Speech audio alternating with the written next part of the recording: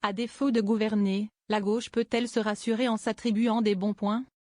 Sur le budget présenté par le nouveau gouvernement, qui va être examiné par l'Assemblée nationale, Jean-Luc Mélenchon ne voit en tout cas pas que du négatif. Surprenant, alors que sa famille politique ne cesse de fustiger un projet qui prévoit notamment 40 milliards d'euros de baisse des dépenses publiques. Au point que le coordinateur de la France insoumise Manuel Bompard parle du plan d'austérité le plus violent que le pays n'ait jamais connu. Mais pour Jean-Luc Mélenchon, les motifs d'espoir sont ailleurs. Le budget Barnier reconnaît notre victoire idéologique, pour nous antilibéraux. Et spécialement pour nous insoumis, écrit-il dans une note de blog publiée lundi 14 octobre. Concrètement, c'est la levée du tabou sur les hausses d'impôts ciblées qui trouve l'assentiment du triple candidat à l'élection présidentielle. L'impôt sur les riches est réhabilité et celui sur les superprofits des entreprises aussi. Peu importe les montants, c'est le raisonnement qui compte, insiste-t-il. Selon Mélenchon, Barnier a enterré les interdits et les tabous du libéralisme des gouvernements macronistes. Et de fanfaronner, nous avons donc raison depuis le début.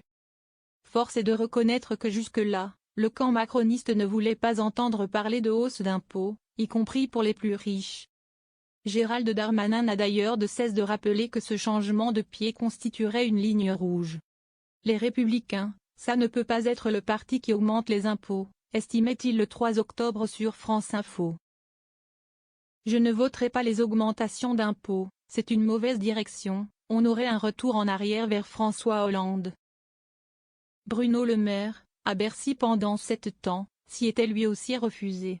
Mais face à l'ampleur du déficit, et confronté à une situation économique qu'il a lui-même qualifiée de très grave, Michel Barnier a dû s'y résoudre. Fin de partie. La déclaration de Jean-Luc Mélenchon n'est pas sans rappeler celle de Marine Le Pen au moment de la loi immigration.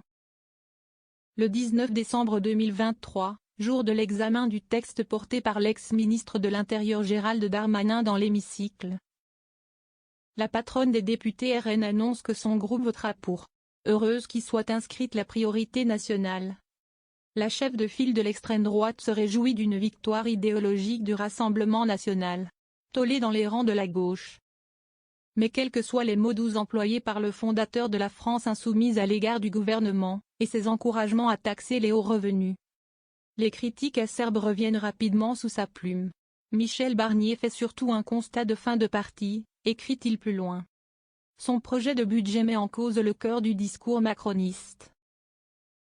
La déception des milieux politiques qui ont cru et de ceux qui continuent de croire au credo libéral s'ajoute donc aux causes de déstabilisation générale dans laquelle nous sommes entrés.